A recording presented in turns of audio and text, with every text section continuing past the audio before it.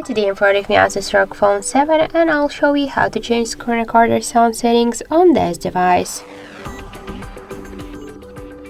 So open first the settings application and scroll down to the advanced sections. Here click to the screen recorder section and you'll see here the record audio. Here we got selected now internal audio. We could also use the microphone or just to record the mute videos.